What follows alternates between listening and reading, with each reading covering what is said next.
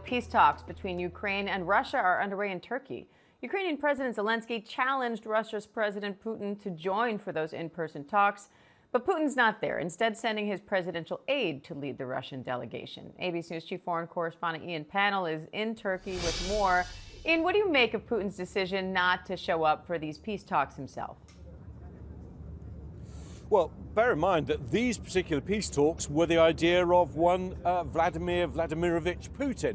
This was his idea, floated in an address to the nation early on Sunday morning. But there was always a question about how serious Russia was about these talks. I think on many levels it's not a huge surprise.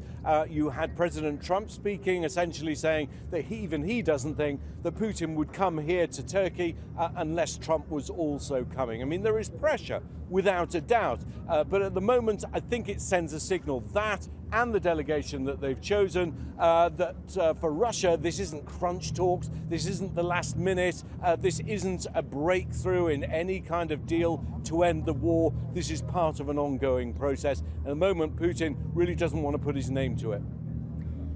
Ian, President Trump said, quote, nothing is going to happen in these talks until he and Putin meet. How critical is President Trump to reaching a peace deal here?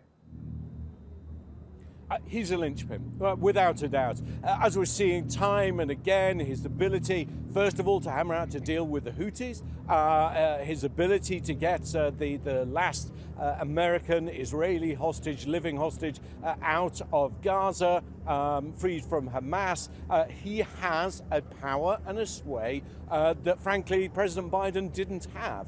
In these talks in particular, as I say, President Trump saying nothing's going to happen until Putin and I get together. This was speaking just moments ago. He hopes that the parties are going to be able to do something. He has floated the idea of going to Turkey, coming here to Turkey for negotiations. Quotes, if something happened, I'd come here to Turkey on Friday, but at the moment that isn't going to happen. I think we've just seen the end of the direct talks between President Erdogan and President Zelensky in Ankara, the Turkish capital.